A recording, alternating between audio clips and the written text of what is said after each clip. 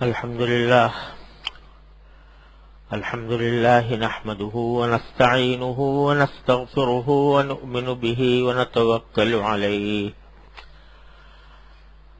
ونعوذ بالله من شرور أنفسنا ومن سيئات أعمالنا من يهده الله فلا مضل له ومن يضلله فلا هادي له وأشهد أن لا إله إلا الله وحده لا شريك له وأشهد أن سيدنا وسندنا ونبينا ومولانا محمدا عبده ورسوله صلى الله تعالى عليه وعلى آله وأصحابه وبارك وسلم تسليما كثيرا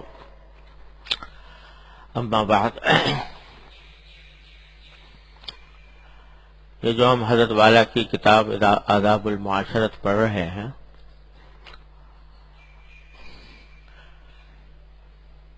اس کا مقصد یہ ہے کہ دین کا یہ ایک اہم شعبہ ہے جو بکثرت نظر انداز ہو جاتا ہے اور اس کو دین کا حصہ نہیں سمجھا جاتا، اور اس کی بنیادی وجہ یہ ہے کہ ہم لوگ بہت سے کام کرتے تو رہتے ہیں اور اچھے کام سمجھ کر کرتے رہتے ہیں، لیکن اس میں دو چیزوں کا لحاظ نہیں ہوتا، اس کا دھیان نہیں ہوتا۔ ایک یہ کہ اس کام کے کرنے میں نیت صحیح ہو، اور دوسرے یہ کہ اس کام کا جو طریقہ ہے وہ صحیح ہو۔ بس یہ دو باتیں حاصل ہو جائیں، نیت صحیح ہو جائے اور طریقہ صحیح ہو جائے، تو بس یہ دین کا خلاصہ یہ ہے۔ اگر دوسرے الفاظ میں یہ کہوں تو کوئی شاید مبالغہ نہیں ہوگا کہ طریقہ صحیح ہو جائے، یہ ساری شریعت ہے۔ جو کام بھی انسان کر رہا ہے اس کا طریقہ صحیح ہو جائے، وہ طریقہ صحیح ہو جائے کہ جو مطلوب ہے، یہ ساری شریعت کا خلاصہ یہ ہے، طریقہ صحیح کرنا۔ اور نیت صحیح ہو جائے، یہ ساری طریقت ہے۔ ساری طریقت یہ ہے کہ نیت صحیح ہو جائے، تو نیت کا صحیح ہو جانا طریقت ہے، اور طریقے کا صحیح ہو جانا شریعت ہے۔ اور یہ شریعت اور طریقت جب دونوں مل جاتے ہیں تو بس دین حاصل ہو گیا۔ تو یہ جو سارے تصوف اور طریقت کی باتیں ہوتی ہیں، اس کا حاصل یہ ہے کہ آدمی کا نیت صحیح ہو جائے۔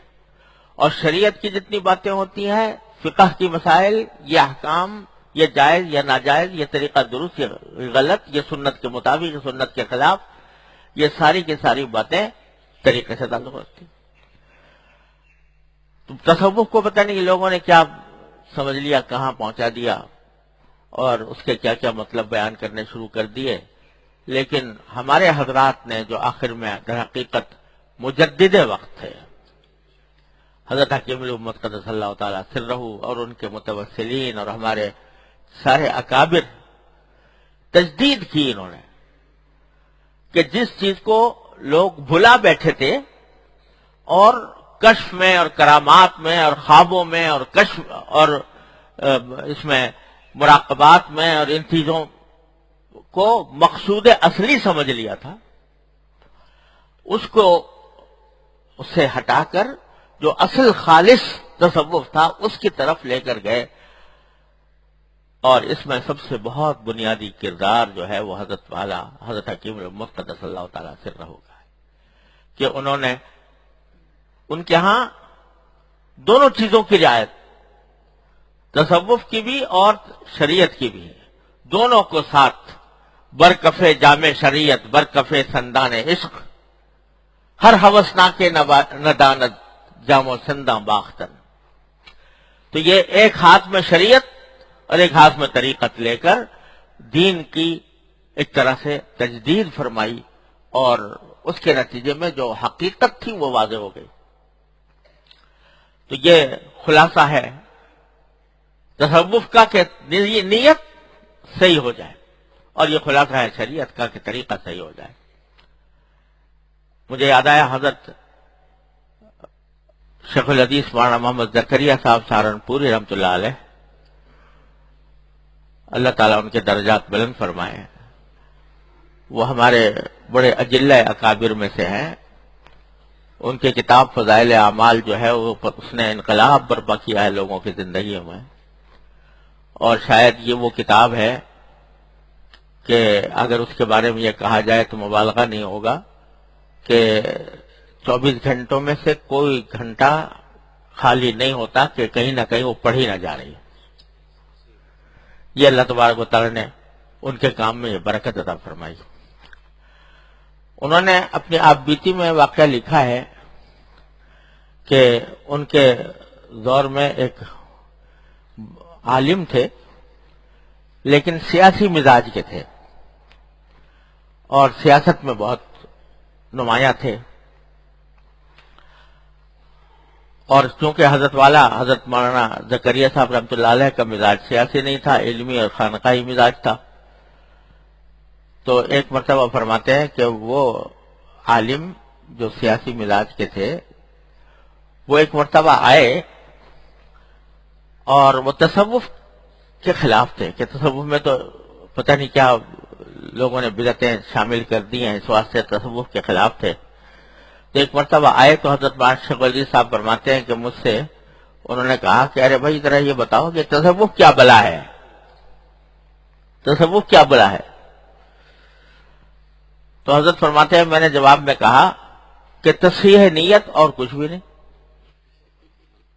تصوف تصحیح نیت. اور پھر فرمایا کہ تصحیح نیت جس کی ابتدا انما الاعمال بالنیات سے ہوتی ہے اور انتہا تعبد اللہ کانک تراہ پر ہوتی ہے، کہ آدمی نیت صحیح کرے ہر کام کے اندر اور پھر اللہ تبارک و تعالیٰ کی عبادت اس طرح کرے جیسے کہ اللہ تعالیٰ کو دیکھ رہا ہو، اس پہ انتہا ہوتی ہے. یہ سارا تصوف.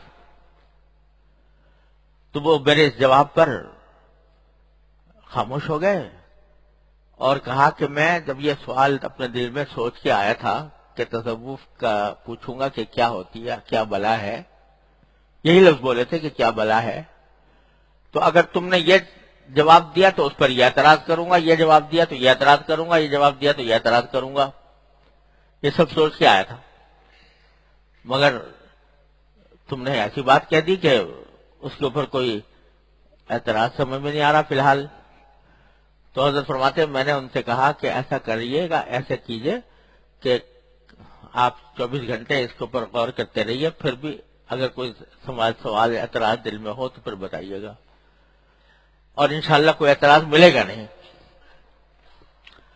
تو کہتے ہیں پھر ایک دن کے بعد ان سے ملاقات ہوئی تو ان سے پوچھا تو کہا کہ نہیں کوئی اعتراض. لیکن یہ سب جو سلسلے چلے ہوئے ہیں، کوئی کچھ طریقہ بتاتا ہے، کوئی کچھ بتاتا ہے، یہ کیا ہے؟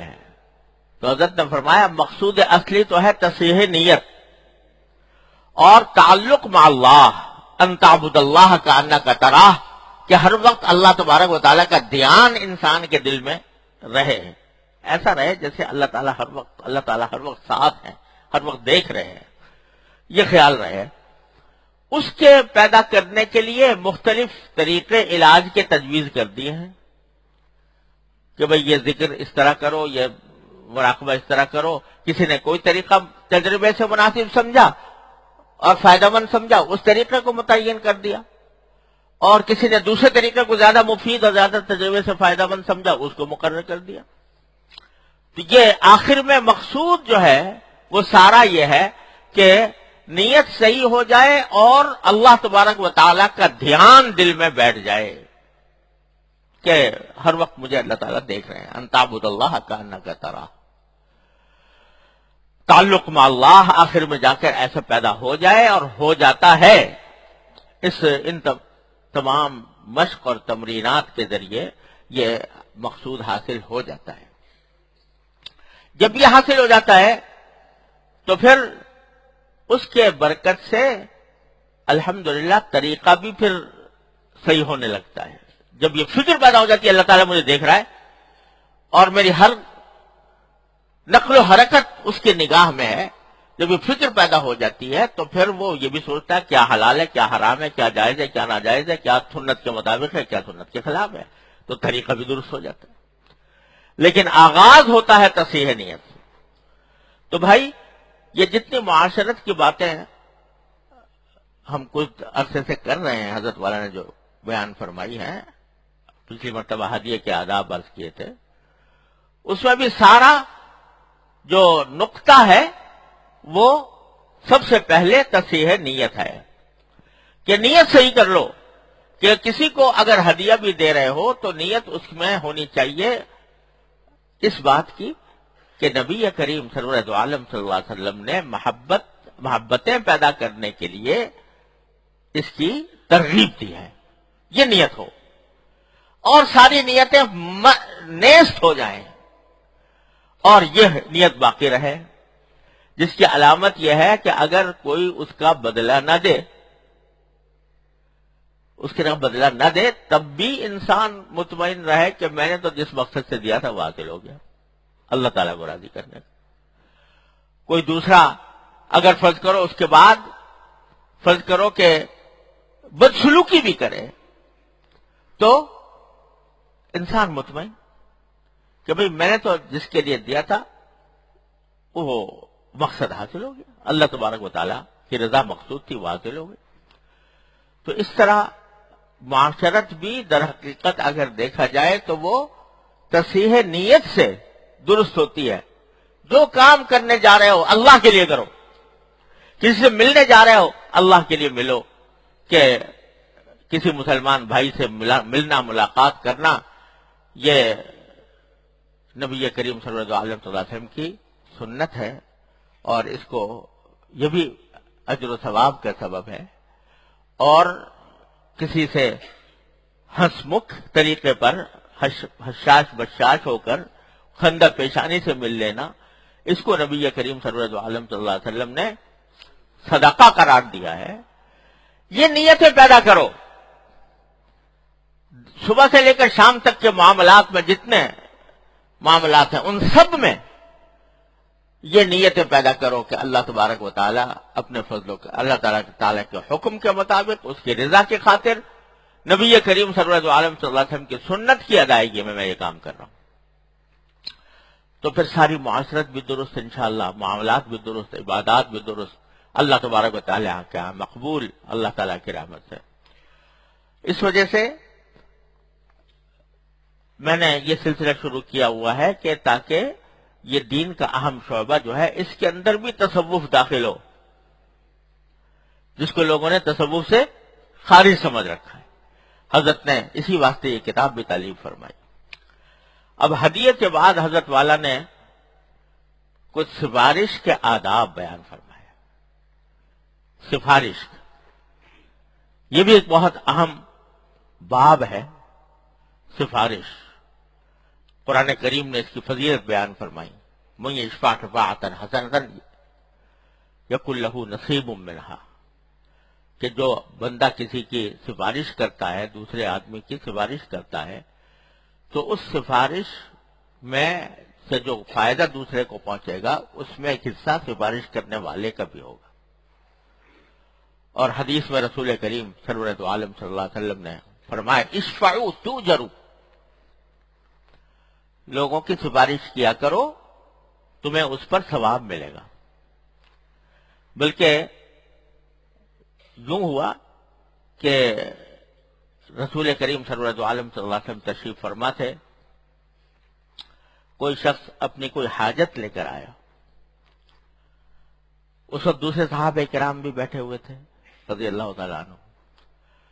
تو آپ نے ان سے خطاب کر کے فرمایا کہ اشفعوا تؤجروا، تم سفارش کر دو ان کی، تمہیں اجر ملے گا. وَيَقْضِي اللَّهُ عَلَى لِسَانِ نَبِيِّهِ مَا شَاءَ، البتہ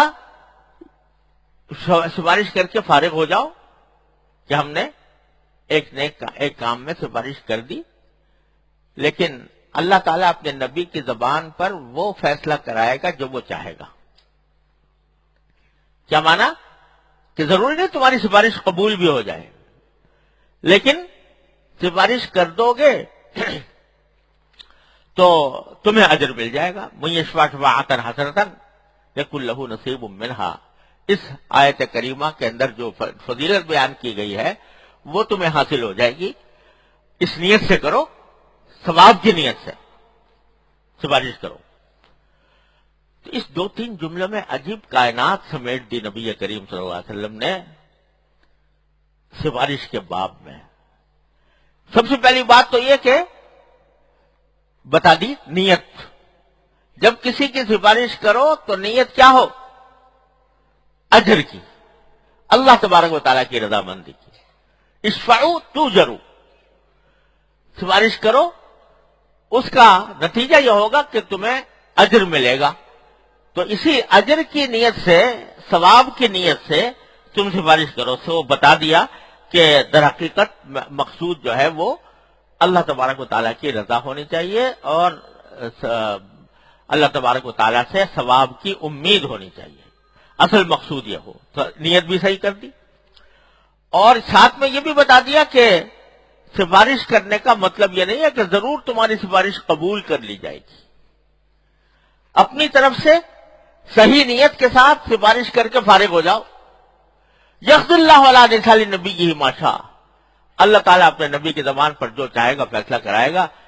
اس فکر میں نہ رہو کہ ہماری سفارش قبول ہوئی یا نہیں ہوئی، اس پر عمل ہوا یا نہیں ہوا. تو یہ اس میں ایک بہت زبردست غلط فہمیاں جو پائی جاتی ہیں ان کو دور فرما دیا. حضرت والا نے اس پورے باب میں، سفارش کے باب میں، ہمارے معاشرے کے اندر جو سفارش کے سلسلے میں خرابیاں پائی جاتی ہیں ان کی نشاندہی فرمائی ہے. پہلی تو نشاندہی فرمائی کہ بعض اوقات سفارش کرنے والا جو ہے، سفارش کرنے والا وہ یہ نہیں دیکھتا کہ آیا یہ شخص سفارش کا اہل بھی ہے یا نہیں. سب سے پہلی بات تو یہ ہے، سفارش تو اس وقت جائز ہوگی جب جس کام کی آپ سفارش کر رہے ہو اس کا وہ اہل ہو. اگر اہل نہیں ہے اور آپ سفارش کر رہے ہو وہ گناہ ہوگا. کیوں؟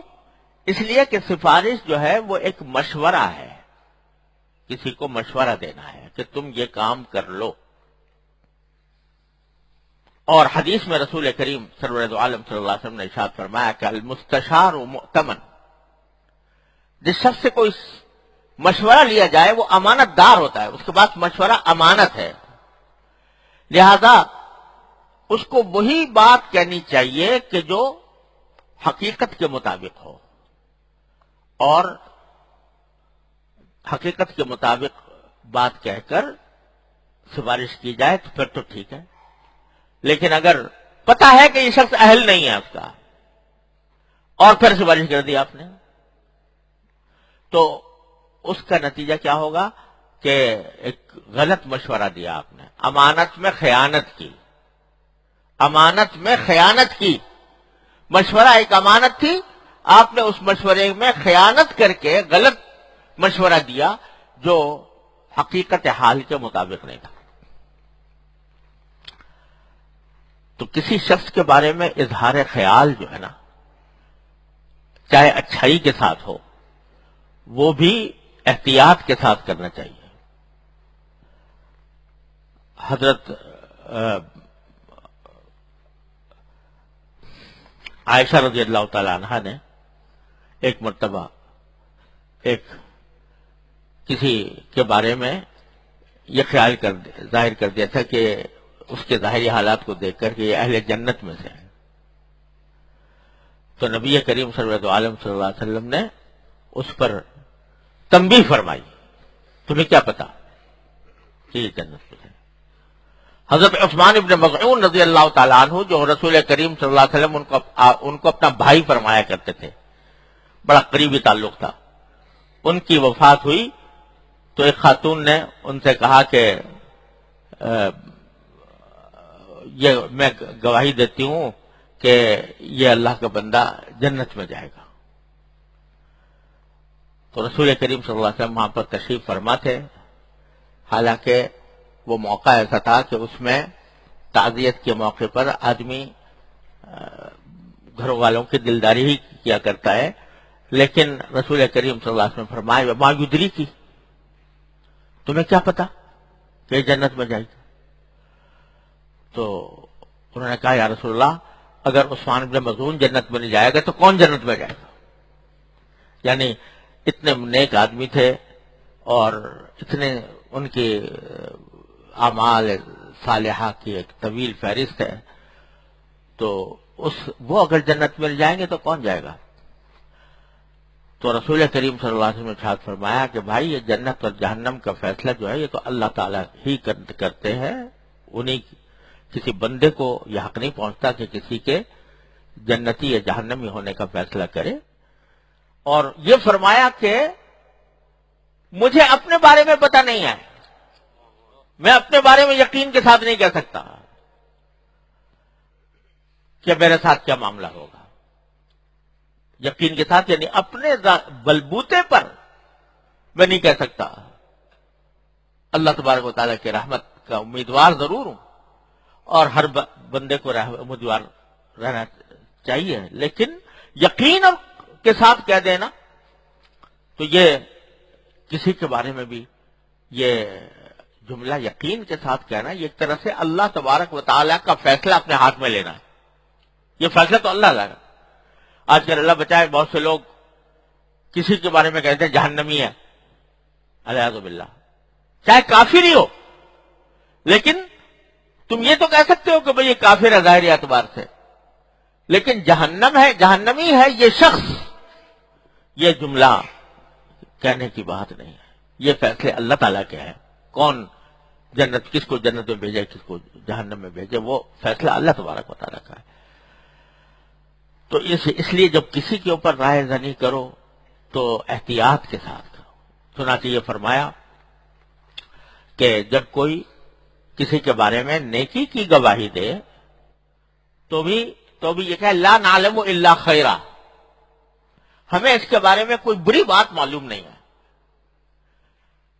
یعنی ہمیں پتہ نہیں ہے اس کی کسی برائی کا، بظاہر اچھا لگتا ہے، بظاہر اچھا ہے۔ اور ساتھ میں جو طریقہ بتایا وہ یہ کہ ساتھ ساتھ یہ بھی کہو کہ ولا ازکی علی اللہ احدا، اللہ تبارک و تعالیٰ کے فیصلے کے خلاف میں کسی کا تزکیہ نہیں کرتا، یعنی کسی کے بارے میں یہ نہیں کہتا، اصل فیصلہ تو اللہ تعالیٰ ہی کریں گے، لیکن میں ظاہری اعتبار سے اس کو اچھا سمجھتا ہوں۔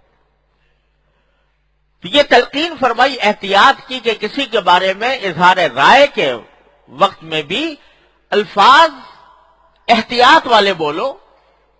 اب آج کل کسی کی تعریف کرنی ہو، خاص طور سے اگر سفارش کرنی ہے کسی کی، تو اس کی تعریف میں زمین آسمان کے قلابے ملا دیے اور مبالغہ در مبالغہ کر کے ایسی ایسی باتیں کہہ دی جن کا پتہ بھی نہیں تھا۔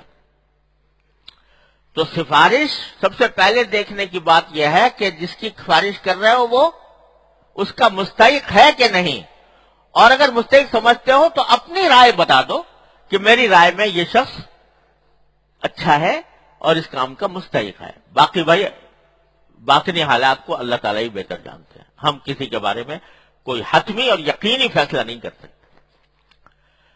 تو پہلی بات تو یہ ہے، آج کل غلط سفارشوں کا اتنا رواج ہے، آدمی مستحق نہیں ہے اور اس کے بارے میں سفارش کی جا رہی ہے۔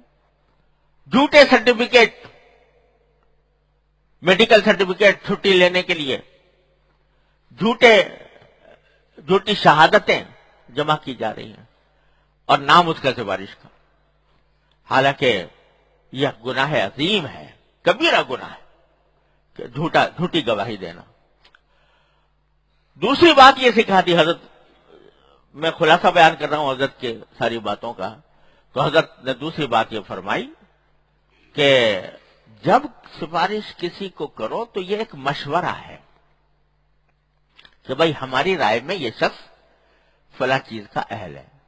لوگ اکثر و بیشتر شادی بیاہ کے موقع پر پوچھتے ہیں کہ بھئی یہ کیسا آدمی ہے، اس کا رشتہ آیا ہے، کیسا ہے، تو کہہ دو بھئی اگر واقعی اچھا ہے آپ کی رائے میں کہہ دو یہ ظاہر تو اچھا لگتا ہے، اللہ تعالیٰ بہتر جانتے ہیں حالات، لیکن ظاہر میں اچھا لگتا ہے۔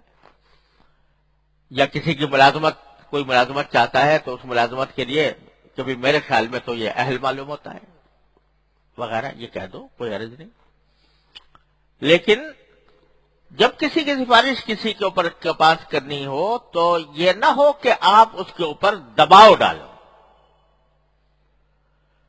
سفارش ایک مشورہ ہے تو آپ مشورہ دے دو کہ میری رائے میں یہ مناسب ہے، اس کو رکھنا، لیکن اس پر کسی قسم کا جبر کرنا یا دباؤ ڈالنا یہ شرعاً ناجائز ہے۔ حضرت نے فرمایا اس میں کہ آج کل سفارش جو ہے وہ سفارش نہیں رہی بلکہ جبر ہو گیا۔ آج کل کی سفارش جبر و اکراہ ہے کہ اپنے اثر سے دوسروں پر زور ڈالتے ہیں۔ اگر سفارش کرو تو اس طرح سے کہ مخاطب کی آزادی میں ذرہ برابر خلل نہ پڑے، یعنی کسی کی سفارش کر رہے ہو تو اس کو یہ کبھی ہماری نظر میں ہے، آپ اپنے مصلحت دیکھ لو، مصلحت کے حساب سے آپ دیکھ لو، لیکن اس کے اوپر دباؤ ڈالنا یہ سفارش، ایسی سفارش جس میں دباؤ پڑ جائے دوسرے کے اوپر۔ اب وہ بیچارہ فرض کرو آپ نے اپنے مرتبے کا، اپنے منصب کا دباؤ ڈال دیا اس کے اوپر کہ بھئی اس کی سفارش آئی ہے کیسے رد کروں، اس کے اوپر مصیبت پڑ گئی، وہ آدمی نہیں چاہتا لیکن آپ نے اپنے مرتبے اور منصب کا بوجھ اس کے اوپر ڈال کر اس کو مجبور کر دیا، تو یہ جبر ہے، یہ سفارش نہیں ہے۔ مجھے تجربہ ہوتا رہتا ہے، بہت سے لوگ آتے ہیں تو ابھی بتایا بھی نہیں کہ جی میں ایک صاحب کی سفارش کر لے کر آیا ہوں، پہلے مجھے یقین دلا دو کہ رد نہیں کرو گے۔ ابھی بتایا بھی نہیں، ابھی یہ نہیں بتایا کہ بھئی کیا سفارش ہے، کس کی ہے اور کیا کرانا چاہتے ہیں، بتایا بھی نہیں۔ بھائی دیکھو میں بہت امیدیں لے کر آیا ہوں، بہت دور سے آیا ہوں، اور یہ امید یہ یقین لے کر آیا ہوں کہ آپ مانو، لہٰذا پہلے یہ طے کر لو کہ مانو گے میری بات تو بتاؤں گا۔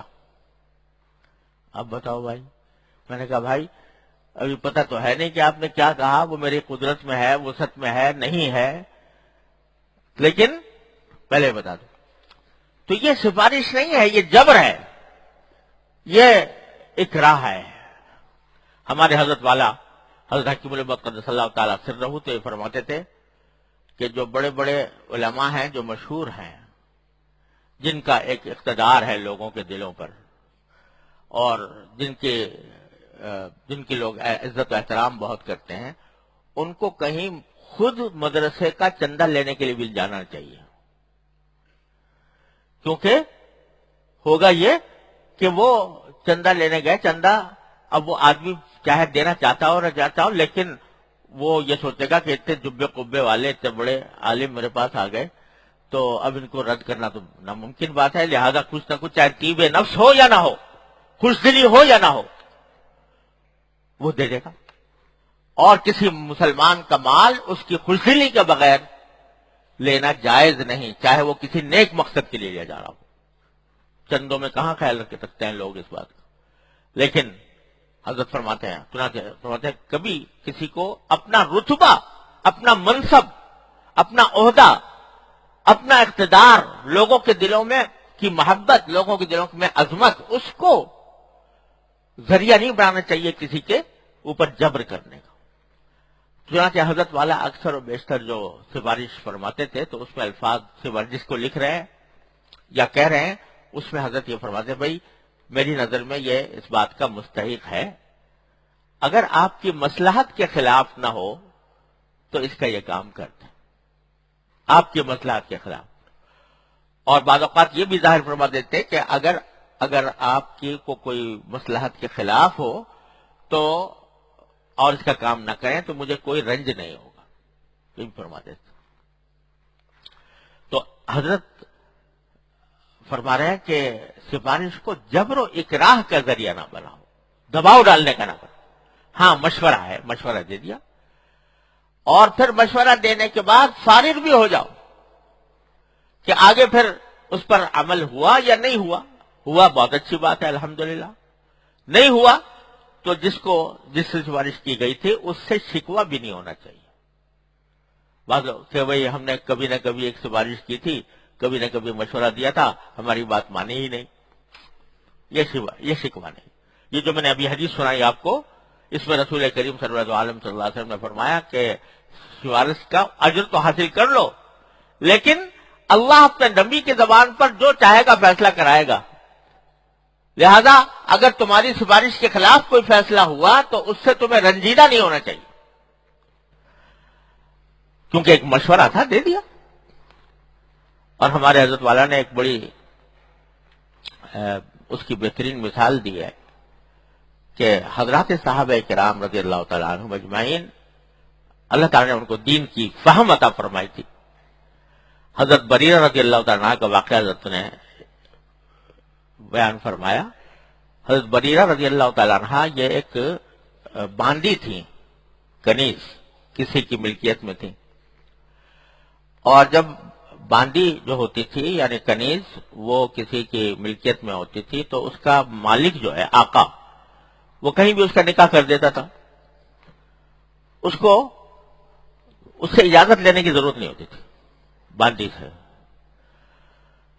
نکاح کر دیتا تھا۔ تو حضرت بریرہ رضی اللہ تعالیٰ عنہ جب کنیز تھی، باندی تھی، تو ان کا نکاح ان کے آقا نے ایک صحابی تھے حضرت مغیث رضی اللہ تعالیٰ عنہ، ان سے کر دیا تھا۔ تو وہ چونکہ ان سے اجازت لینے کی ضرورت ہی نہیں تھی، بیچاری وہ نکاح میں تھیں، لیکن بعد میں وہ آزاد ہو گئی۔ حضرت عائشہ رضی اللہ تعالیٰ عنہ نے ان کو خرید کے آزاد کر دیا۔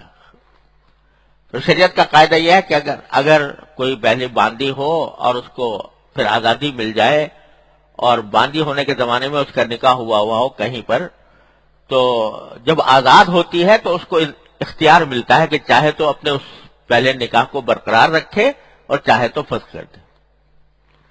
تو ان کا نکاح ہوا تھا حضرت مغیث رضی اللہ تعالیٰ عنہ سے۔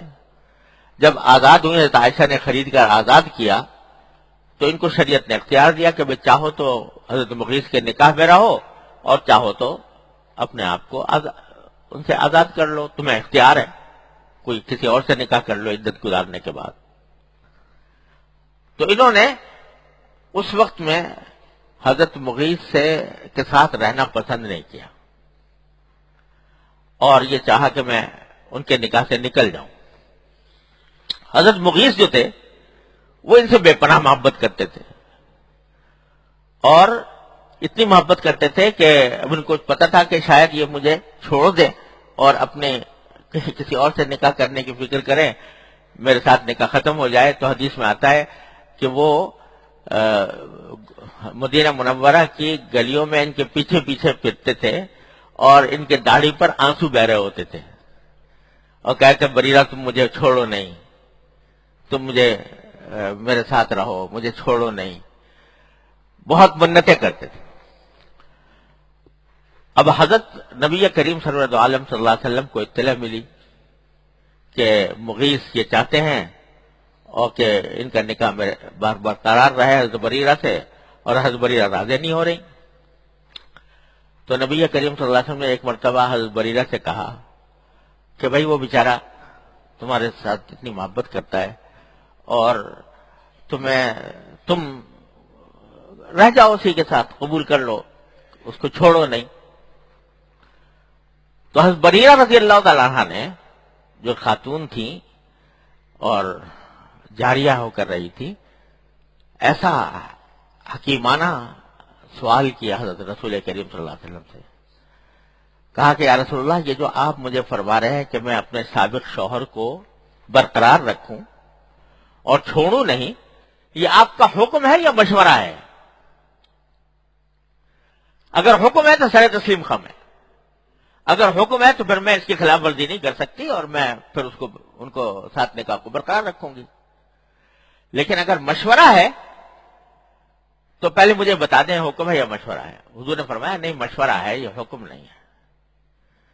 تو فرمایا کہ جب مشورہ ہے تو پھر میں اپنے آزاد ہوں اس کے اوپر عمل کرنے میں، لہذا میں اس مشورے کو نہیں مانتی. میں اپنے سابق شوہر کو چھوڑوں گی اور ان سے علیحدگی اختیار کروں گی. نبی کریم سرورت عالم صلی اللہ علیہ وسلم مشورہ دے رہے ہیں، کوئی اور مشورہ دینے والا نہیں. حضور اقدس سرور کونین صلی اللہ علیہ وسلم مشورہ دے رہے ہیں، یہ کہہ کر کہ حکم نہیں ہے مشورہ ہے. تو بریرہ جیسی خاتون بھی اس کے لیے ان کو بات واضح تھی کہ مشورے کے اندر قبول کرنا کوئی ضروری نہیں ہوتا، لہذا رد کر دیا انہوں نے. سرکار تو عالم صلی اللہ علیہ وسلم نے بھی اس پر کوئی برا نہیں مانا کہ بھئی ہم نے تو مشورہ دیا تھا اور تم مانی نہیں. آج کوئی ذرا کسی پیر کوئی کسی مرید کو مشورہ دے اور وہ اس کو نہ مانے، یا استاد مشورہ دے شاگرد کو اور شاگرد نہ مانے، تو استاد کو کتنا برا لگے گا. اور پیر تو خدا جانے اس کو مرتدی قرار دے دے تو کچھ بعید نہیں کہ یہ بات نہیں مانتا. لیکن سرکار تو عالم صلی اللہ علیہ وسلم نے ادنا ناگواری کا بھی اظہار نہیں فرمایا. تو مشورے کی حقیقت یہ ہوتی ہے کہ جس کو مشورہ دیا جا رہا ہے اس کو اختیار ہے، شریعت نے آزادی دی ہے. ہاں اگر حضور اقدس صلی اللہ علیہ وسلم یہ فرما دیتے حکم ہے میرا، تو پھر مجال نہیں تھی بریرہ کی کہ اس کی خلاف ورزی کرتی. لیکن چونکہ مشورہ کی صراحت فرما دی تو انہوں نے بھی اس کو قبول بھی نہیں کیا، اور سرکار دو عالم صلی اللہ علیہ وسلم نے اس پر کوئی ادنا ناگواری کا بھی اظہار نہیں فرمایا. تو ہمارے حضرت والا فرماتے تھے، حضرت حکیم الامت صلی اللہ تعالیٰ عنہ، کہ ایک بھانڈی بھی فرق سمجھتی ہے کہ حکم کیا ہوتا ہے اور مشورہ کیا ہوتا ہے، اور اس کی وجہ سے اتنا بڑا فیصلہ سرکار دو عالم صلی اللہ علیہ وسلم کے مشورے کو بھی رد کرنے میں اس نے کوئی حرج نہیں سمجھا. تو اس لیے یہ جتنے بھی کہیں مشورے دیے جاتے ہیں، سفارش کی جاتی ہے، اگر فرض کرو قبول نہیں ہوئی تو اس پر ناگواری کا اظہار کرنا یا اس پر برا ماننا کہ ہم نے مشورہ دیا تھا اور نہیں مانا، یہ شریعت کے بالکل خلاف ہے. آپ نے صحیح مشورہ جو آپ کے نزدیک درست تھا وہ پیش کر دیا، اب فارغ ہو جاؤ. اور پھر وہی بات آ جاتی ہے کہ مشورہ کیوں دیا تھا یا سفارش کیوں کی تھی. اگر سفارش کرنے کا مقصد اللہ تبارک و تعالیٰ کی رضا جوئی تھا، اشفعوا تؤجروا، اس پر عمل کرنا تھا کہ اس پر مجھے اجر ملے، وہ مل گیا تمہیں. سفارش کر کے، صحیح سفارش کر کے تمہیں اجر مل گیا، مقصد حاصل ہو گیا. اب وہ کام بنتا ہے یا نہیں بنتا، یہ اللہ تعالیٰ کی تقدیر کا فیصلہ ہے، اور جس کے ہاتھ میں اللہ تعالیٰ نے دیا ہے اس کا فیصلہ ہے. تمہارا کام تو بن گیا کہ تم نے سفارش کر کے اجر حاصل کر. اشفعوا تؤجروا ويقضي الله على لسان نبيه ما شاء. سرکار دو عالم صلی اللہ علیہ وسلم نے اسی وقت تنبیہ فرما دی کہ سفارش کرنے کے بعد یہ نہ سمجھنا کہ اب ضرور مانی جائے گی بات، لہذا اس فکر میں مت رہو، اور ہو جائے بہت اچھی بات ہے، نہیں ہوتا تو کوئی ناگواری کا اظہار کرنا بھی مناسب نہیں ہے. اور بعض لوگ تو سفارش ہی کے اندر یہ بات شامل کر دیں اگر تم یہ کام نہیں کرو گے میں ناراض ہو جاؤں گا تم سے. تو یہ ساری باتیں جو ہیں یہ دباؤ ڈالنے والی ہیں. یہ حضرت والا اس واسطے فرماتے ہیں. اسی طرح کسی کی وجاہت سے کام نکالنا، کسی بڑے آدمی سے اپنی قرابت کا واسطہ دے کر یا اپنے کسی معتقدی اثر ماننے والے کے پاس اپنی کوئی حاجت لے جائے اور قرائن سے معلوم ہو کہ وہ خوش دلی سے یہ حاجت پوری نہیں کرے گا، تو محض اس بڑے آدمی کے تعلق اور اثر سے کرے گا تو اس طرح کا کام نکالنا یا فرمائش کرنا جرم ہے. حضرت فرماتے ہیں جرم ہے، حرام ہے.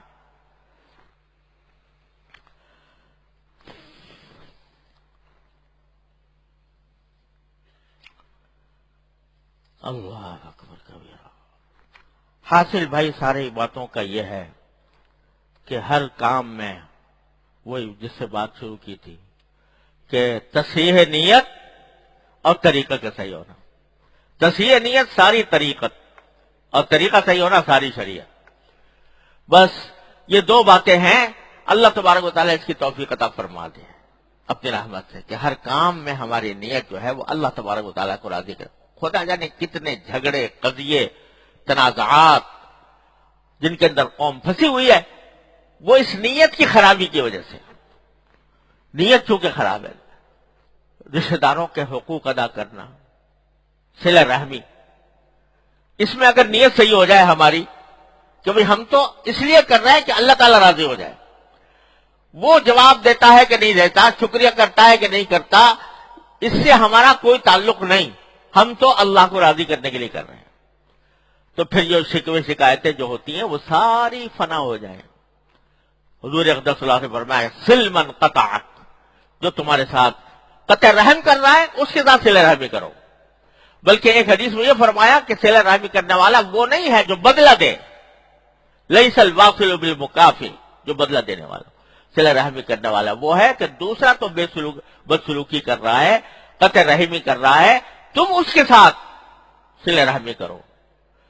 تو جب مقصود اللہ تبارک و تعالیٰ کو راضی کرنا ہوتا ہے اور مقصود یہ ہوتا ہے کہ اس کی رضا جوئی مقصود ہے اور اس کا ثواب حاصل کرنا مقصود ہے، تو لا نريد منکم جزاء ولا شکورا، نہ ہمیں تم سے بدلہ چاہیے نہ ہمیں تم سے شکریہ چاہیے.